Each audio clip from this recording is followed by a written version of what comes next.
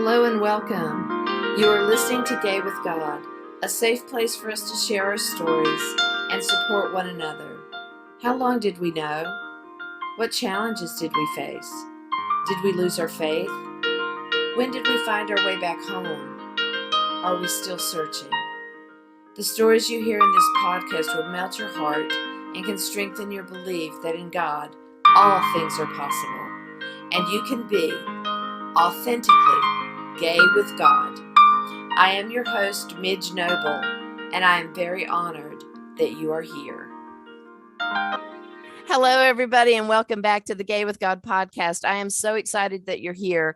And I just want to continue to say, you guys rock. I'm getting more subscriptions and downloads to the podcast. And I got this delightful message this morning that just told me how much somebody loved the podcast. And I've gotten 2 new members to the Gay with God Facebook group, and they both have said, "Oh, I love your podcast. Thanks for having us." And I'm just so excited. So I'm doing this because of the journey I've taken, but I'm also doing this podcast because of the journey I want you guys to be able to take. If you're aligned with that, I want you to know that no longer do we have to sit on the outside of the church and feel that abomination or that discrimination, that we can be gay with God. We can sit with the God of our understanding inside of a building with other people and have all of the benefits of that experience. So thank you for loving the podcast. Thank you for joining and downloading and subscribing. And if you want to do a little review, please feel free. We're on Apple. We're on all the podcast links that you need. And so go give us a review so other people can find this amazing experience of people telling their story and being brave enough to step into this Gay with God house and tell their story. Today, I am so excited. I saw this lady on Facebook. Somehow, I don't even know how I caught a video of this lady. And I just was like, oh, 1, I have to get to know her. And 2, she's got to be on my show. And I think she also came recommended by other people that I know. So Reverend, and I'm going to say Reverend to begin with, and then I'm switching to Pastor Dawn. But first, I want to acknowledge that this is Reverend Dawn Bennett, and she is an evangelical Lutheran church minister and pastor, and she serves at the table in downtown Nashville. Her ministry work centers the lived experiences, one of those things. Well, it's Midge and it's morning. You guys know me. Okay. So the lived experiences of the LGBTQ plus people. She is long committed to social justice and works to facilitate healing from religion-based trauma for both individuals and communities. Pastor Dawn is known around town as the Holy Hellion. I love that. I've got an image. So in addition to all of the pastoral stuff that she does, she serves the community in a variety of ways.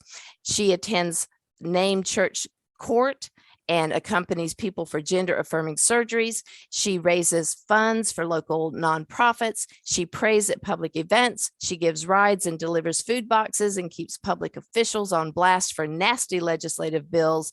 Ministry aside, her favorite role is mom to her 3 groans and Gigi to her 3 grands. Pastor Dawn currently resides on the 4th floor with her black-tailed Tetris, Mo, Larry, and Curly. I love that. I want to welcome you, Pastor Dawn, to the Gay with God house. Hello.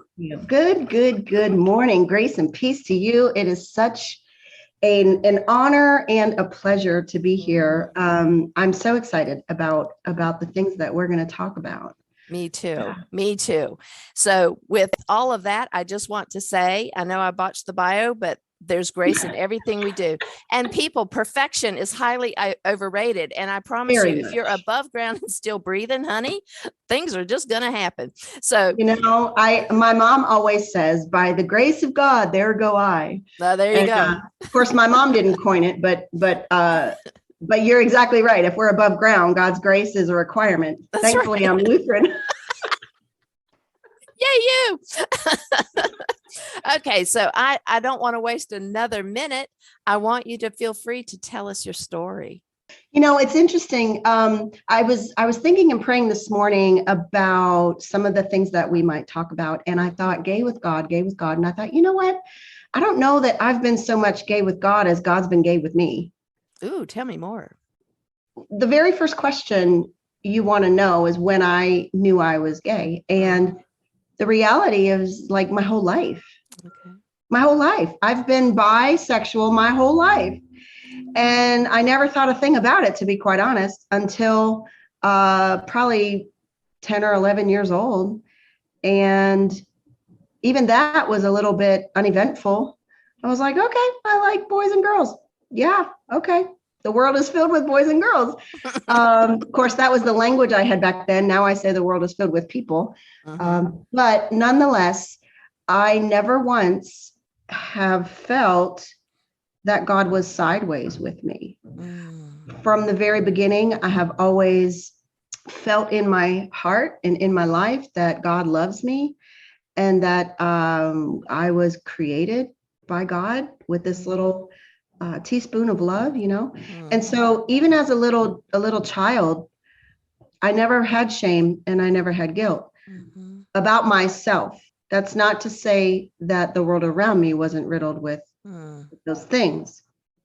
And so when I thought about being gay with God, I really had to kind of lean into that and kind of unpack that for myself, because I just think that if God is who God says they are, then there must be an element of God in each one of us.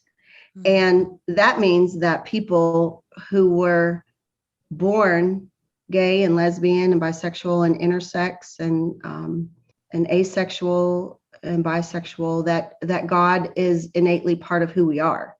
And so if that be the case, then there are so many different kinds of people, and God is in each one of us, and God is representative of the people group called creation, then there's got to be a little bit of pep in the step for God.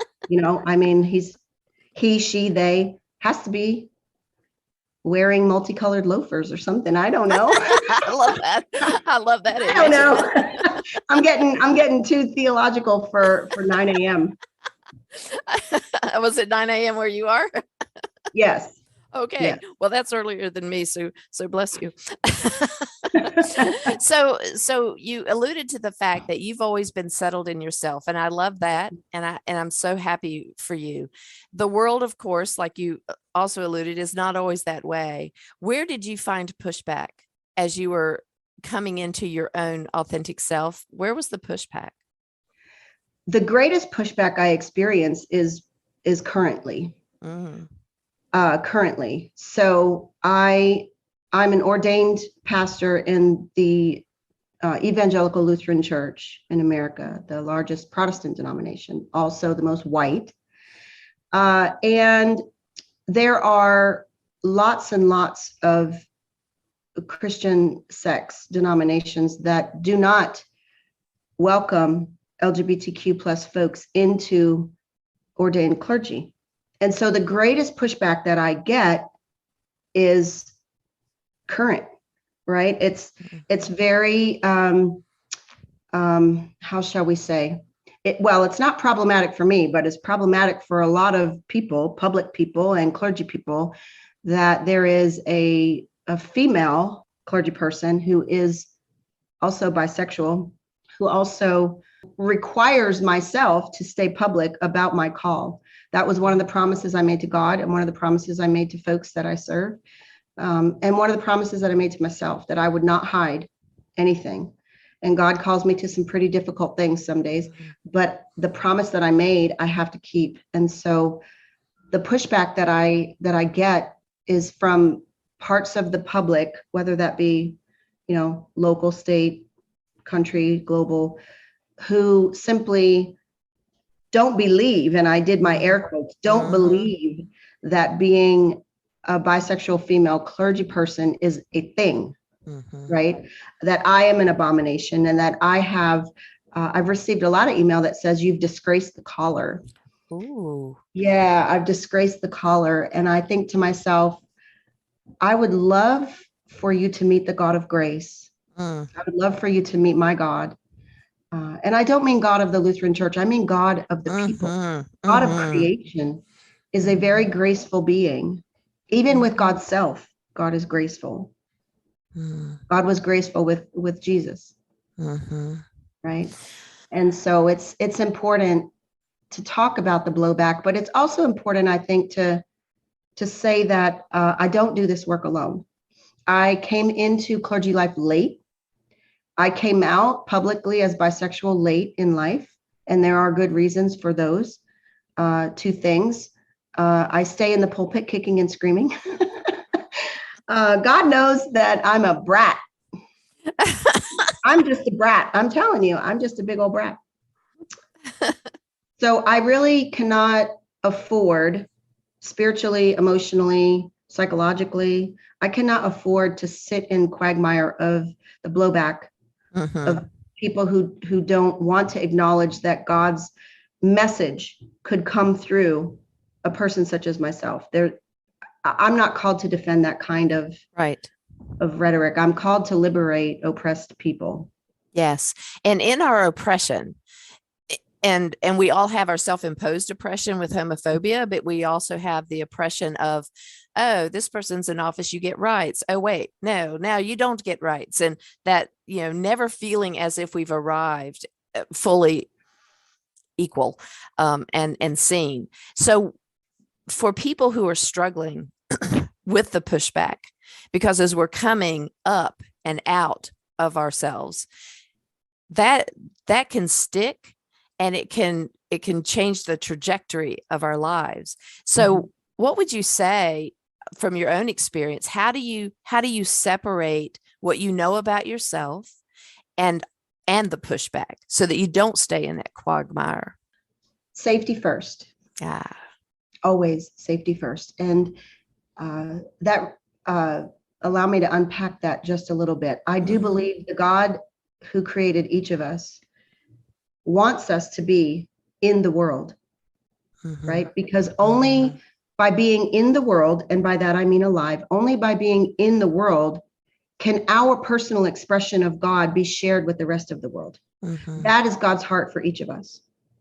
But because of the world in which we live, filled with danger and violence and political backlash and things of that nature that threaten the livelihood of LGBTQ plus people and allies, I might add, parents of gay kids, right?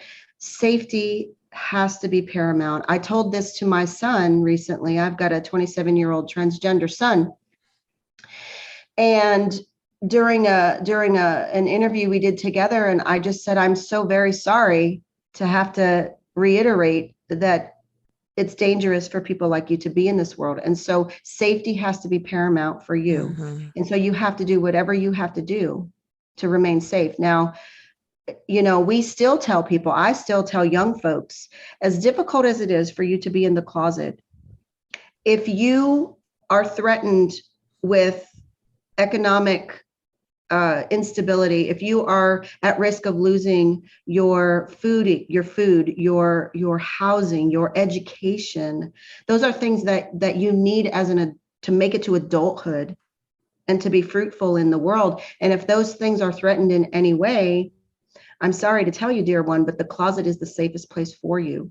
But even there, you're not alone, right? There, a lot of this work is coming up through the school systems. Even the most conservative, unaffirming school systems have eked away for an outlet. And it's the same thing with families. A lot of the work that we do as advocates and allies still is underground, particularly in places like where I live in the Deep South. So safety has to be, even for myself, I'm very careful when I'm traveling or speaking to always let people around me know where I am, who I'm with, in case I don't come home at night. Yeah. Or don't arrive, we have to be safe. And I know that I take seriously the danger that I potentially could be in by being public about God's love for LGBTQ folks. But at the same time, God has called me to a public pulpit, and I'm not going to apologize for that. And I'm also not going to kowtow to homophobia, transphobia, xenophobia. Instead, I'm going to take a subversive approach and surround myself with people who love me and who support the work that God is doing Mm-hmm. through me and through the table. And because there is safety in numbers. Mm-hmm. Yeah, I love that you started with safety first. And I totally agree with you. When I did work as a therapist for many, many years, and many kids wanted to come out. And I was so afraid for them because of the families they lived in. And I knew that it was going to be a battle. And we had several discussions about that. And I love the fact that you reminded all of us that we have community, and where there's community, you're going to be able to feel that love. And when you don't feel it from the outside world, there is, especially now, online communities, people that you can align with, groups that you can join, and that they can always be there to support you. Yes. Yeah. Yes. And I love that in the last decade or so, we have coined the phrase chosen family. Mm. And someone once told me, it's probably been about 15 years now, they said, Dawn, family is not necessarily the group of folks you're born with or born into. Family is the people who show up for you on the daily, to surround you and be with you and help you along the way.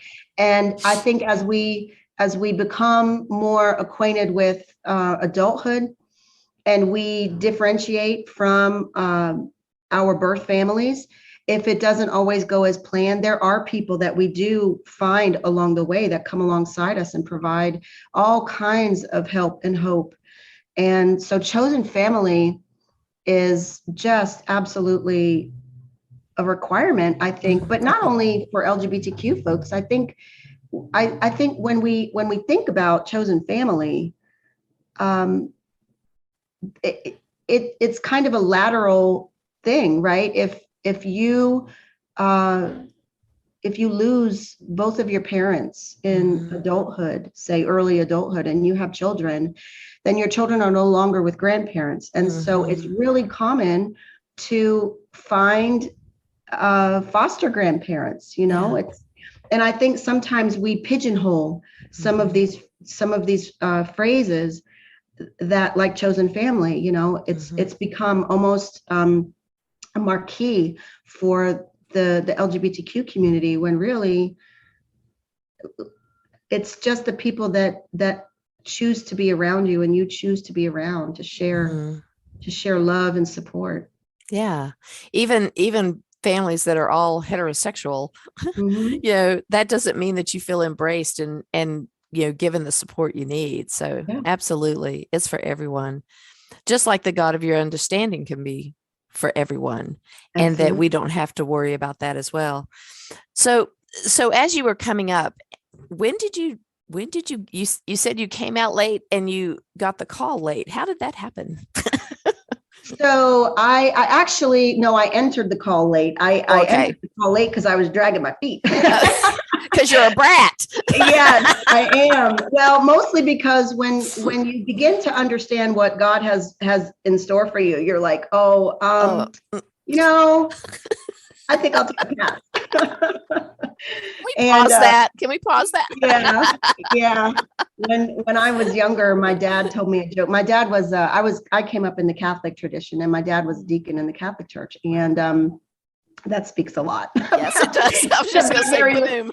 Yeah, but he said when I first started talking to him in my early teenage years about serving in ministry, because I've known for at least 40 years, he said, when he told me a little joke, he said, when God was passing out roses, I thought God said noses, and said, no, I'll wait for a big red one. No, I'm a terrible joke teller. But so I came out during seminary. Oh. And I went to seminary post-divorce of a 20+ marriage after having raised 3 children. Wow. Yeah, so it's late in life. It's late in life. And but again, I came out to myself a whole lot, as I mentioned earlier. Right. I've been out to myself my whole life. I didn't even realize necessarily it was a thing, or that I was different, or but coming out publicly after everything that I'm going to try not to cuss because sometimes I slip up. Sorry. You're fine. I just have my first inkling of a thought because I often refer to that phase of life as a shitstorm. Okay. But after coming up through that and just realizing that I was yet going to make a third and hopefully, God willing, final career shift into ministry, God seemed to buffer me in ways that I needed, but I didn't realize I was being prepared for. Right. So my coming out, the first 3 people that I told were my children. And it came during the same season that I said, I'm going to seminary. And so, yeah, it was like this big cataclysmic event that took Dawn from a very private place, because I'm an introvert. I'm a very private person. I live my private life very privately, and I live my public life very publicly. And that's on purpose, both of those things. And so I told my children, and everybody was, fine with that. They were just like, Mom, we want you to be happy and you be you, right? Yeah. But by this time, the spiritual warfare had already infiltrated my home and blew the doors off my home. And so I don't have a child now who practices Christianity. That was stripped from their life in a very violent way. And so my heart grieves that. And but I know God's grace is bigger than the hurt and the pain. And I know that God's love extends to not only my children, but everybody's children who have lived through this experience. So the next few folks that I went to are my siblings. I've got 2 gay brothers and a lesbian sister. And one of my brothers is special needs also. And then I have a brother, my oldest brother is straight. So I went to my siblings and I said, this is what's up. And they said, well, okay, it's not a surprise. It wasn't not a shock. Join the club, come on in the boat officially. Yeah. So, right. So that went fine. The abrasion came with when to tell my mom. My mom's in her middle 80s. And as I said, I was born into a Catholic family, none of which any of us are, except my devout Catholic mom. And I hold no animus toward that. I took wonderful things away from Catholicism that I still hold dear today. But there was a bit of a consternation about when and how to tell my mother.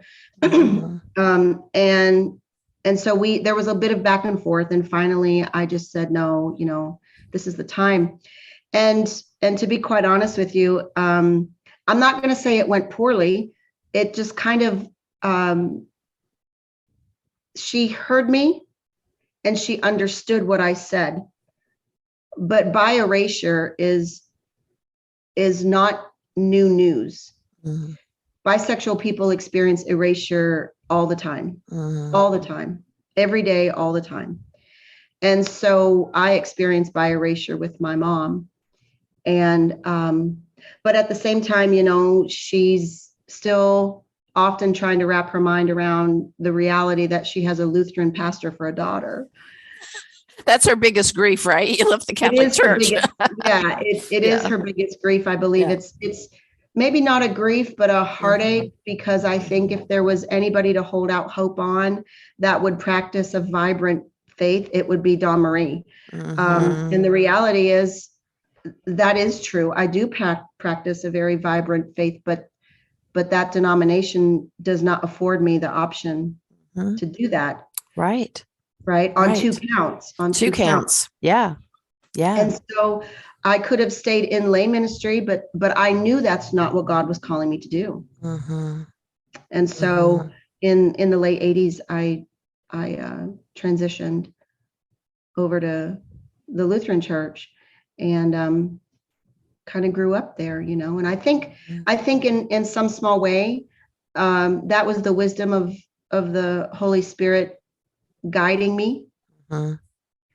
Because when I just joined the Lutheran church in the late 80s, they themselves were not open to ordaining clergy folks.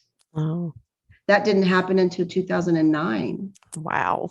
Quite some time later. So yeah, it's been an interesting journey, but I have to say that the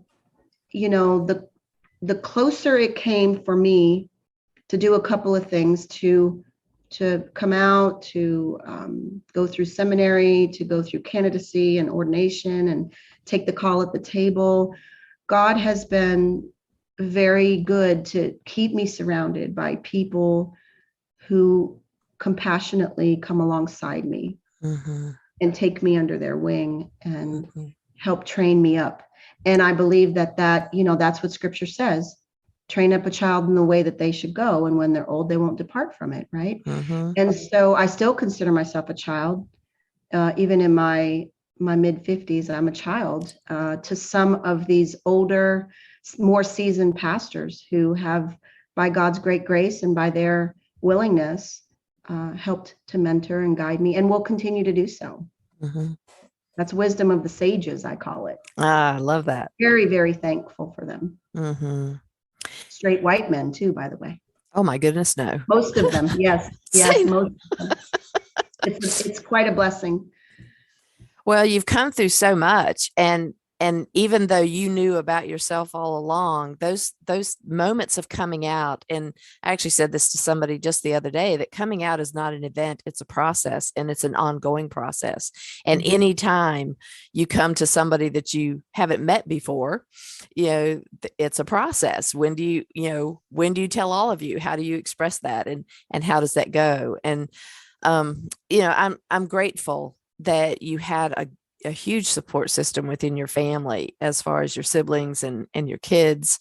I'm saddened by the fact that your kids were injured during that whole process. And we all have a path, and I believe, as you do, that, like I said before, as long as you're above ground and still breathing, the light of hope and grace and renewal can happen in the blink of an eye. So, I absolutely. Yeah. I have to hold out that hope, because I do believe that God has gifted me with the family that I had, and it goes without saying that their dad was also injured in this process. He didn't expect to lose his marriage. I didn't expect to lose mine, and my children didn't expect the doors to be blown off of our family. And so we've all been injured, and we've all been restored, at least as far as I can see, at the stage that we are in life, knowing that we are always going to grow. And wherever it is that we are today is not where we were yesterday. And it's also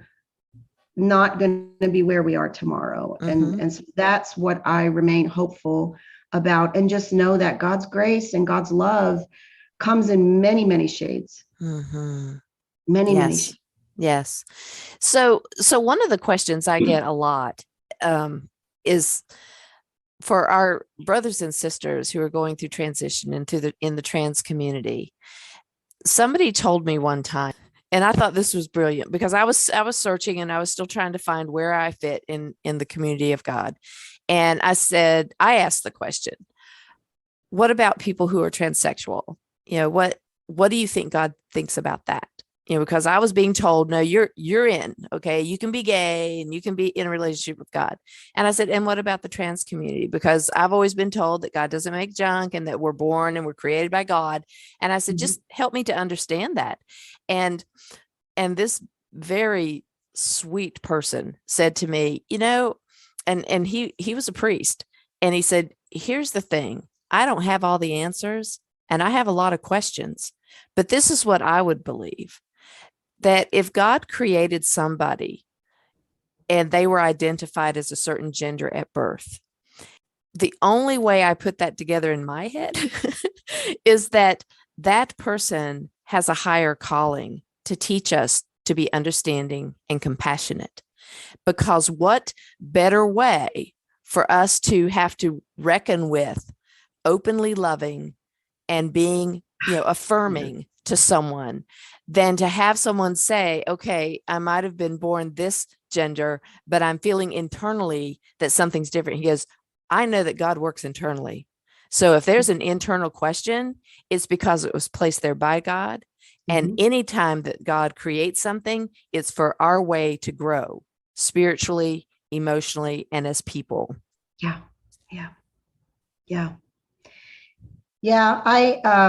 My second child was declared by the doctors as a girl. Okay. And so we raised that child as a girl. And it became evident very early that there was a very strong probability, not possibility, probability that they would come out as lesbian. And so conversations started early, right? And of course that happened early in high school. And only when I learned, when my child was about 20 years old, they were living in the Northeast because the Southeast became intolerable for them to live happy. And so they had an opportunity to move to the Northeast. And little did they know they were moving to a very queer-centric town with one of my siblings. So it was a safe environment to kind of grow up and bloom a little, And as a result, my child learned a lot about what it means to flourish as a human. And life changed a little bit in demographics. My sister moved back south, and so my child is somewhat of a homebody and needed kind of a restart. Needed to be around mom. So he came back to this part of the country, and in so doing, expressed the newness of his own identity and the knowledge of who he was created to be. And his transition began in 2020 and continues to this. No, I beg your pardon. His transition began in 2015 and continues through this day. He's in his 7th year and he's happy. He's alive. He's healthy. He's, he struggles with the same thing most young adults struggle with, how to stay grounded to the world and support yourself and education and the whole bit. But his personhood, right?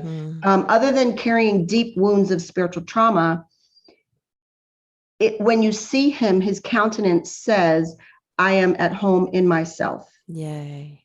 Right. And so as a parent, I have to say that is oh boy, it is comforting because I still fear for his safety because the reality is he's a man with a vagina. And when things like, public health and things that happen that will require hospitalization, those things they scare me. But every day that goes by that a trans person stays alive is a day that they learn more about who they are, more about who God is, and more about how the world operates. And I think those are really important lessons.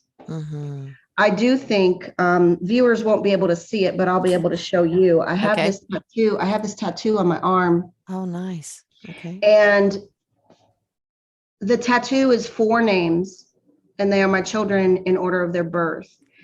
And I got all 4 names because this tattoo came to me in a vision from God. I was on a beach experiencing restoration. I grew up on an island, so that's always my go-to is the beach. And so people say, oh, you have 3 kids, because they see the heartbeats on the end of the tattoo. No, you have 4 kids. No, I have 3 kids. Well, there's 4 names. And so it gives me an opportunity to talk about parenting a transgender child. And I say, you know, I'm blessed that I feel like I got a son and a daughter in the same person. And I think the opportunity to parent a transgender child is an especially important gift from God. And I wish more people understood it the way I'm about to tell it. Jesus was an extraordinary child. Jesus was extraordinary by all counts, human and divine. I don't think anybody argues that. Mary, of all of the women that were available at the time that this child was being dreamed up, Mary was chosen of all these women. Could have chose anybody. Chose Mary. Handpicked to carry Jesus into the world. And when I gave birth to my child, we have to go back several generations, Midge, you see, because we are all connected through our lineage. My great-great-grandmother gave birth to my great-grandmother, gave birth to my grandmother Estelle, who gave birth to my mother, who, when my mother was born, God said, finally, I get to go and start working on Dawn. Right? And so that happened to me. When I was born, as soon as I came into this world, God said, fabulous. This is so fabulous. I get to start working on Logan, my trans beloved child, who the world won't even know for another 30 years. Right? And so of all the women available at the time that my child was being created in the womb, God chose me. Of everybody available. When I think of all of the female people who are of childbearing, opportunity in my, let's say, high school class, God chose me to carry my child. And what a blessing and what a gift. It has been hard. It has been scary. It has been a lot of things, just like parenthood is. They don't come with a rule book. That's right. Right? And every child is different. And I have 3. And they could not be more different. But that's the message that I wish more parents understood, is that you were handpicked to bring your child into this world, to raise this child with love and compassion, to give this child an understanding of divine creation and what it means to be beloved and what it means to be created by the very hand of God, as individual as you are. And so God doesn't really do anything in a vacuum. God's all about the double shot, right? And so I believe that. I mean, why stop at 1 when you can have a 2 for 1, right? That's right. And so God got to bless my life and got to bless my child's life simultaneously. And actually a 3 shot, because his dad too. And I just think that transgender people have such a blessed life, and they need to hear that more often. They need to hear more often, because many of the trans folks that I am in community with and that I pastor want to know, why me, why me, why me, why this terrible thing? But you are beloved, and God chose you to live this life as a unique expression of God's creativity and God's love in this world. And 4 or 5% of people on the planet get to have that experience. You get to have that experience because God chose you, because God loves you that much, that God wanted to be seen in the world through your embodiment. And more trans people need to hear that message too. Oh my goodness. I have never heard it put so eloquently and so beautifully. Pastor Dawn, that is just, that's incredible. It is a blessing. It is not a burden. And that is the narrative that I am called to expose. It is a blessing for parents, for people. It is not a burden. The burden is that we don't have enough stewards of love and grace and mercy to come alongside trans folks and their parents and their families, their extended families.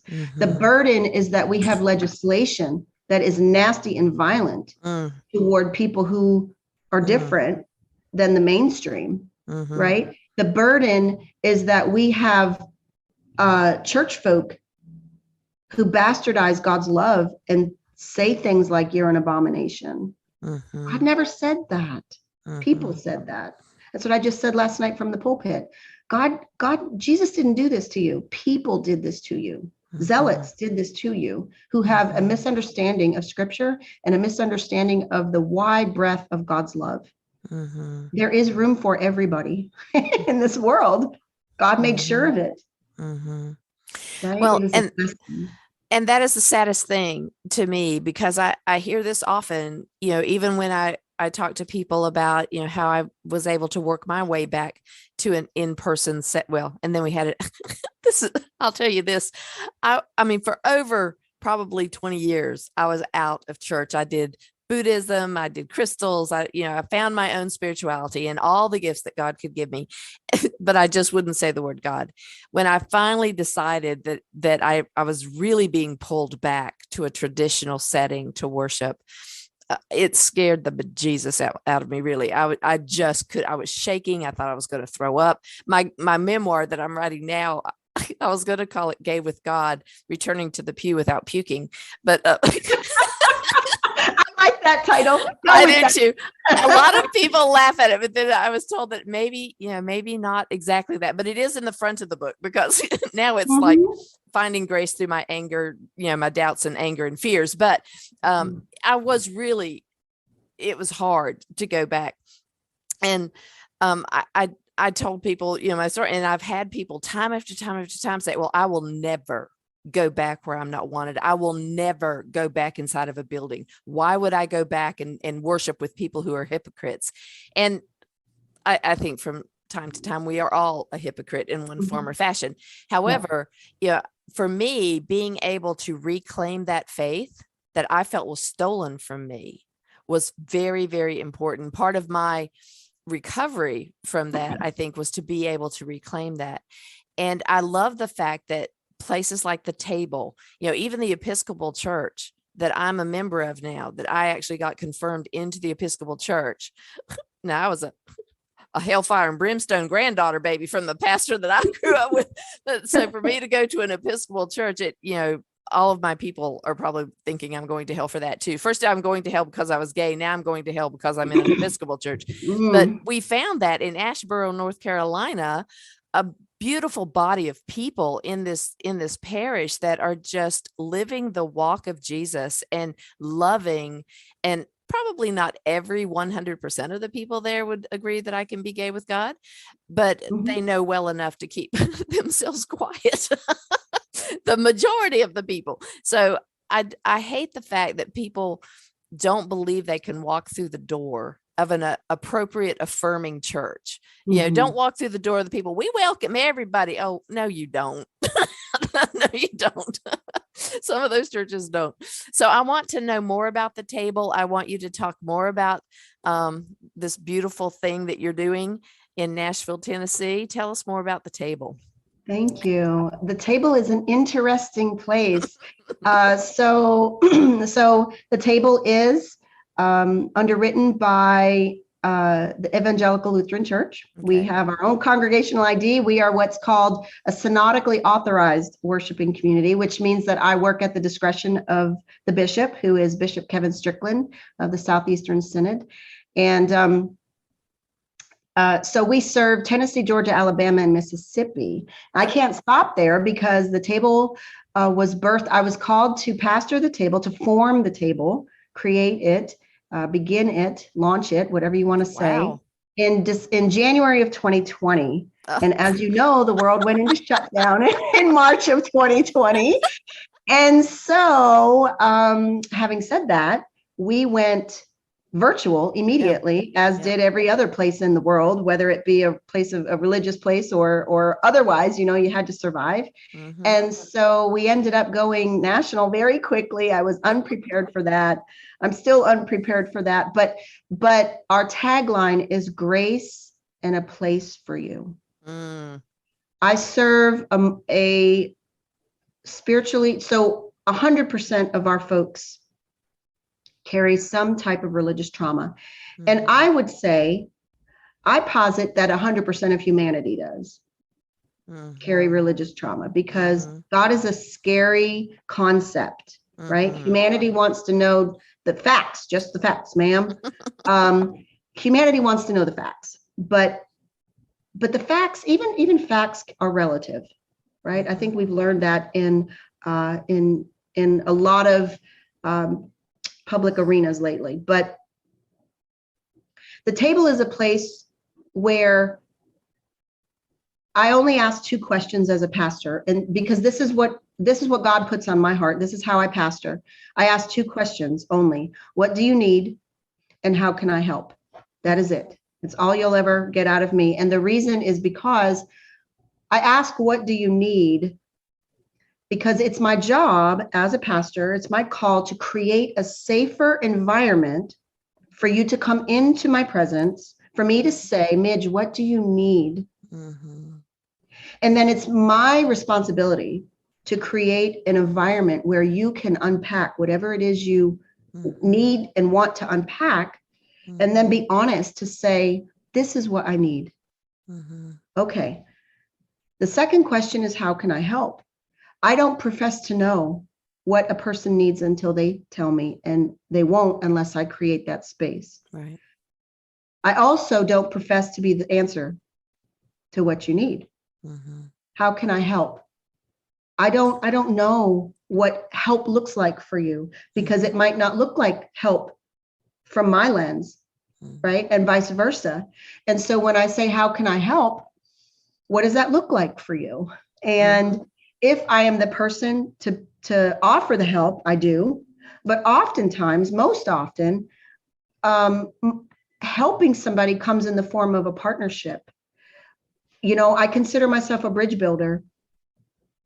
If someone needs therapy, I have a list of vetted therapists that I am in community with. I don't just pull the name off the internet. These are people that I know, people that I myself have interviewed to make sure that you will not be a danger to my people, God's people, right?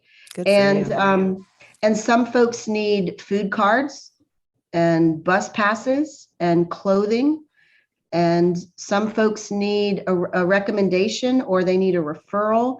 And so I pastor in a way that is very community. I'm a community organizer and a community advocate. And so my partnerships are with a smattering of folks in nonprofit and for-profit, so that I try to keep my circle as big as it possibly can.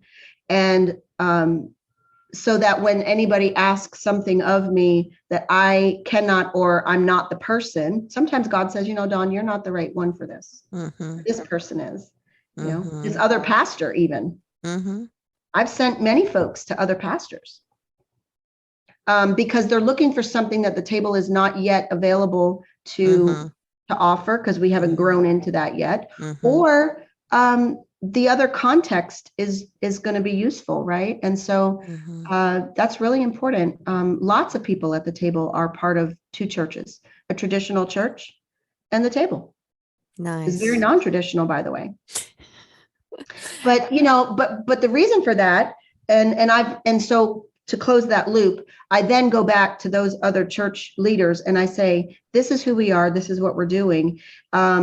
Because in the clergy world, there's this weird competition thing that I don't even know how it started, about sheep stealing, and but I say, okay, but here's the thing, the table serves a very particular need in the community, and I pick up where a lot of churches leave off. The table picks up where a lot of churches leave off, right? They might get 75% of what they need in a traditional congregation, but they need that last little bit that's queer centric, because the table is, from the beginning, everything we do is with a rainbow lens. Mm-hmm.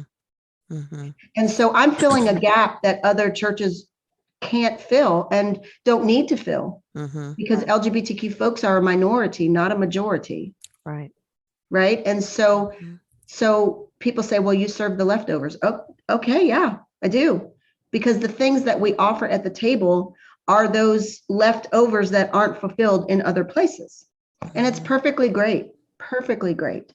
Right. Perfectly great. Because everything we do, 100% of our leadership identifies as LGBTQ. Awesome. 100%. And when many churches are open and affirming, and by God's great grace, many more are coming, right? But many churches are open and affirming. And what that means is, oh yeah, all the gay people are welcome. Just come here. You can come here. You can worship with us. We have a pew for you. We want you to be at home here. And that's fabulous, that we need that, right? But at the table, we too are open and affirming to all of our straight folks. Come in. You can worship with us. We have a place for you here. Accept a place in leadership. And that is not discriminatory, because the reality is, as cishet people, straight identified people, you can have a role anywhere in the world. That's not the same for me. Right. We are full, the Evangelical Lutheran Church in America, the ELCA, is full communion partners with the Methodist Church. Oh. I'm just pulling them out of a hat, because we actually have several full communion partners, you know, PCUSA and UCC. And what do you mean by full communion? Full communion partner, Episcopal Church too, by the way. Okay. Yeah. Yeah. So a full communion partner is a mainline Protestant denomination whose polity and whose theology is consistent. Oh. So that we could serve in each other's churches, and that we can commune each other. I can preside over a table, and someone can preside, someone from another full communion partner denomination can preside at the table. Okay. Not to be coy, but I'll just say my table, meaning the table of the Lord at the table. Okay. The communion table. Come to the table so you can have at the table. Exactly. But a Methodist church would not call me as a pastor. Nope.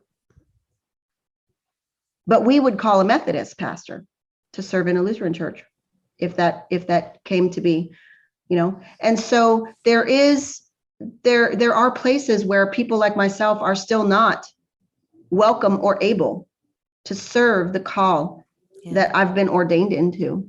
Yeah. And so that is why at the table, the leadership remains LGBTQ identified, because it has to, because there's such a small sector of the world where our gifts and our talents are openly welcome. Yeah.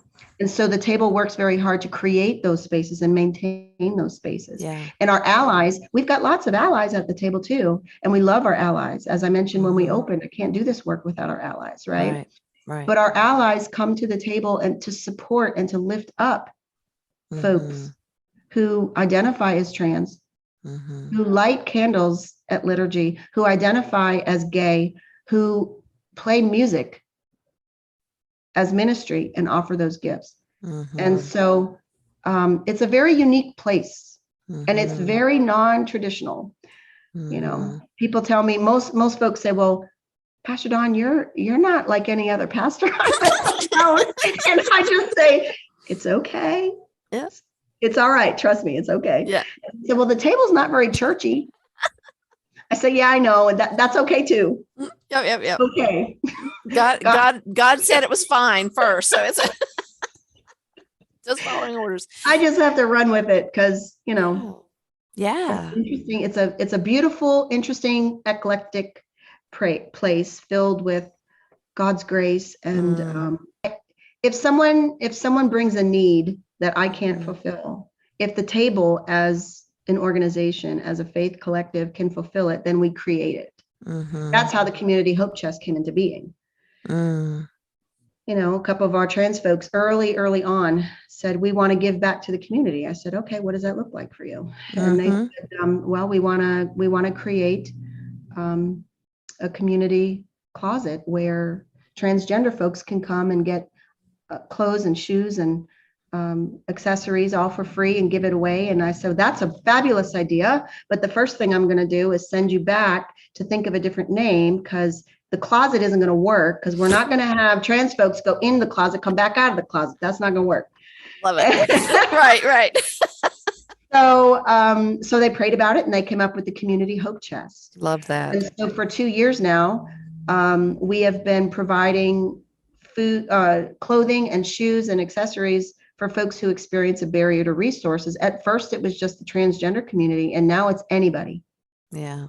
Anybody, because poverty is real. And poverty is not a respecter of persons. Yeah. And access is not a respecter of persons. Right.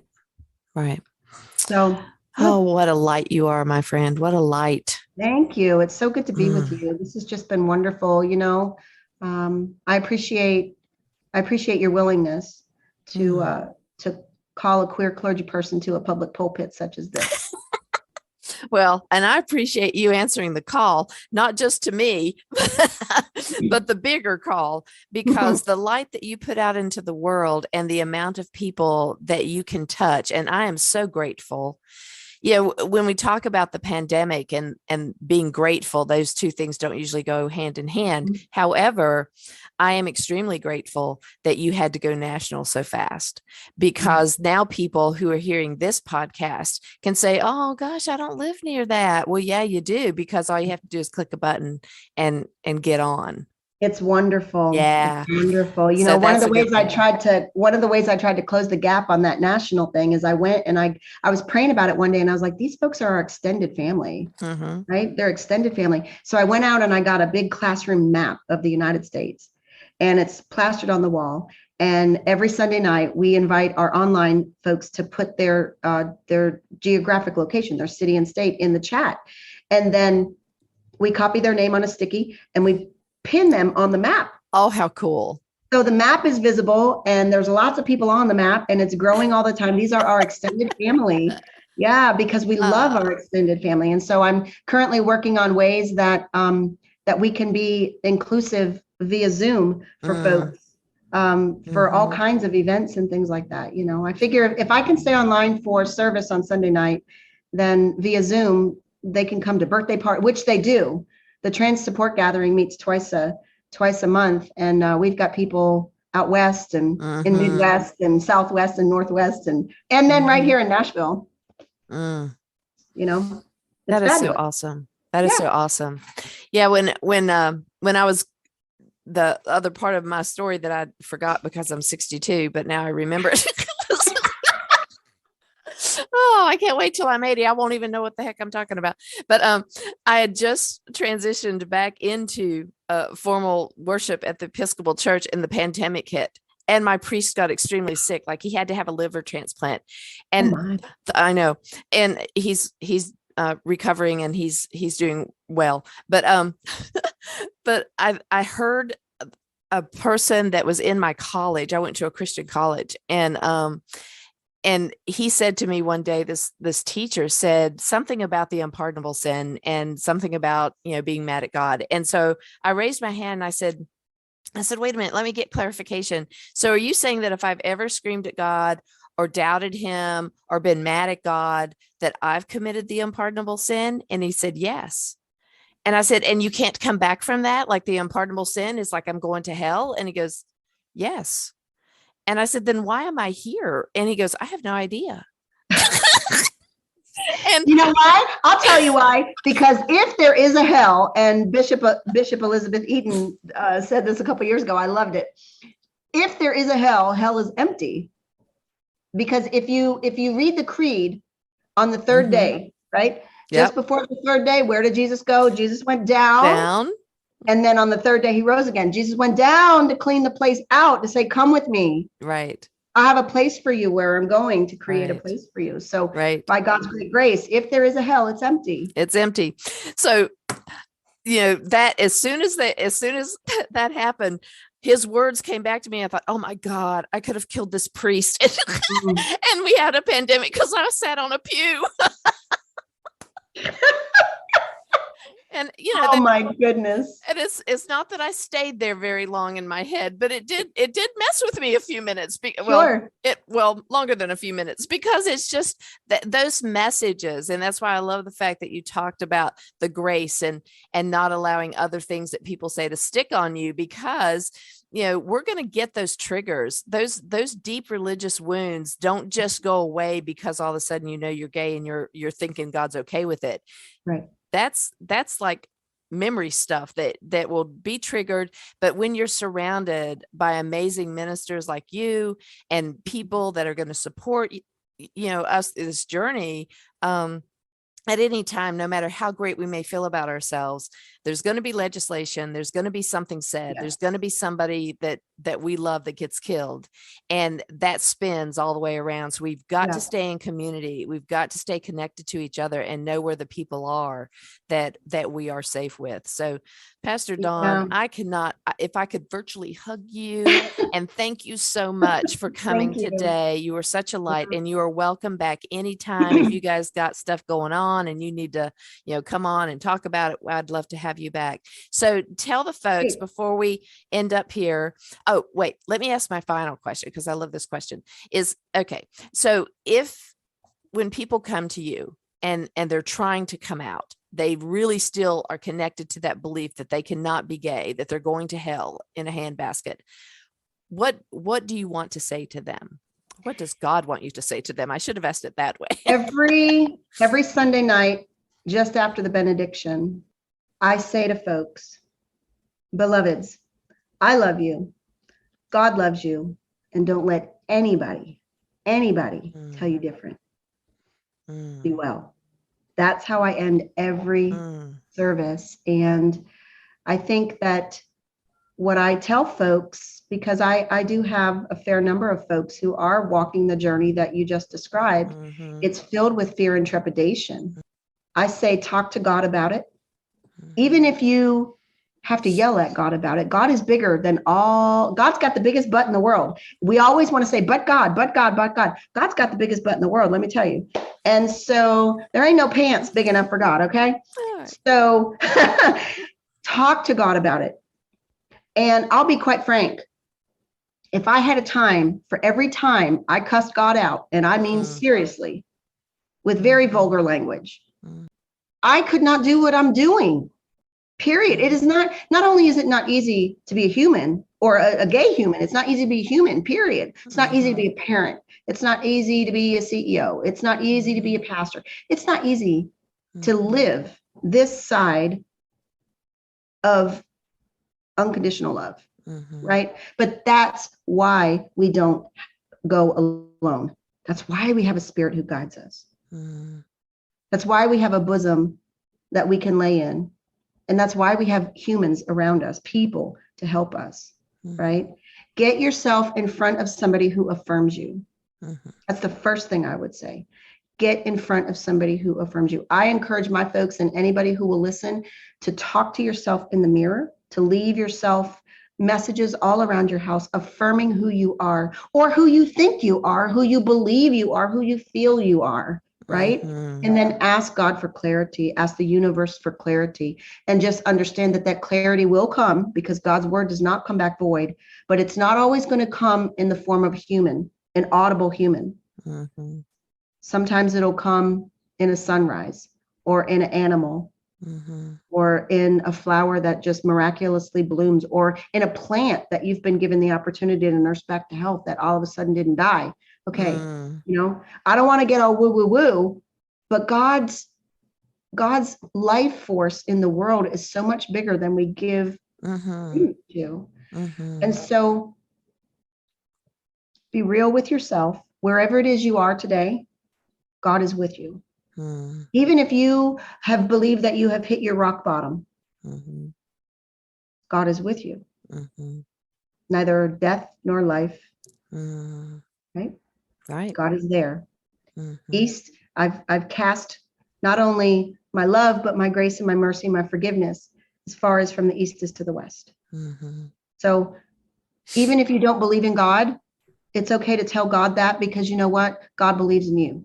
Mhm. And just because we have let go of God doesn't mean that God has let go of us. Mm. That will never happen, because that would make God a liar, and God is not a liar. Mm. And not because I said so. Mhm. God is not a liar because the world evidences that God is not a liar. People are still being born. Mhm.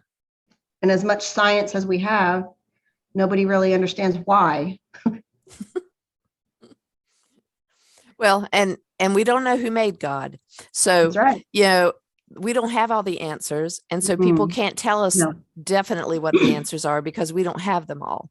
And If so you there's if you that. are in front of a clergy person who claims to know all the answers, please find someone else to talk to. That's right. That's right. I That's right. certainly Yeah. we aren't made to know all the answers, because that's why it's called a mystery of faith. Yeah. Yeah. I hate that God part, is the but great mystery. Yeah. I I know hate we that all part hate because that. We all I'm an egg and chicken girl. I need to have a beginning, and we're from the South. We need to know where your people have come from. So it's like, God, who are your people? you and you and That's you right. and you That's and right. you. Okay, all of us. Okay, great. All of us. Well, I love you. I love you so much, and I Thank extend my you. love to you. I extend my love and my blessings to the table and the work that you're doing. I'm so grateful that you were here. So thank you, Pastor Thank Dawn. you. Thank you. It really is an honor to be with you. And Oh. I'm so grateful to have the opportunity to talk about the table, because God is doing very interesting and wonderful things in the world through the table. And it's my honor to serve there. And I'm surrounded by lovely humans who keep me propped up and accountable. Yeah. Well, I know that I will put it in on the show page, but tell folks how to find the table now that we've talked it up. I mean, people are like, well, how do I find it? Yeah. Well, I try to be a practical person. And so it's super easy, thetablenashville.org. Ta-da. Ta-da. And my email address is even easier. Nobody ever says, how do you spell that? My email is nashvillerainbowpastor@gmail.com. Super go. easy. I know it's super easy, Thank but you. no, thetablenashville.org, and there's a lot of information there. And thanks to my fabulous intern, who has just, it's wonderful having a millennial intern, because he knows things that didn't even occur to me. Yeah. Well, we weren't downloaded with that stuff at our age. I mean, No. these children come out of the womb texting. Whew. I swear to goodness, it was like we didn't have any of that. So I thank you. recently learned what a link tree is. It's a fabulous thing. We'll talk later. I'm always learning. I'm above ground, still breathing. I'm always learning. All right. So I thank you for honoring us with your faith journey story. And I want to thank our listeners for coming back each week, supporting, sharing, and subscribing wherever you get your podcasts. If you want to see more information and links to connect with Pastor Dawn, go to the Gay with God show page at empoweredmidge.podbean.com. If you are questioning whether you can be gay and be in relationship with God, if you are authentically gay, God has always been within you. Even when you didn't know it, you have always been gay with God. Thank you, everybody. See you next week. Stay tuned to hear how you can join the Gay with God community, and check out our Facebook group called Gay with God. And if you are struggling and you would like a little coaching to get to the other side, you can hit me up. Go to the Gay with God podcast show page at empoweredmidge.podbean.com. Scroll all the way down and you can see how you can get in touch with me. Thanks again, guys. See you next week. I want to invite you to become a part of the Gay with God community. How can you do that? Stay connected by messaging me your thoughts and comments in the comment section under the downloads of the show on the Gay with God show page. Subscribe to this podcast wherever you listen, and share so we can increase our community outreach and be a light to those who are struggling to claim their faith. Consider being a sponsor so I can highlight your service in our community. We are all worthy of respect and a relationship with the God of our understanding. I want to thank you in advance for supporting this podcast. Together, we as a community will keep this show visible and our community stronger. deep gratitude to my friend Tim McClendon of Tim McClendon Music for allowing me to use an excerpt from Interlude 4, a song found on his CD entitled Sundance.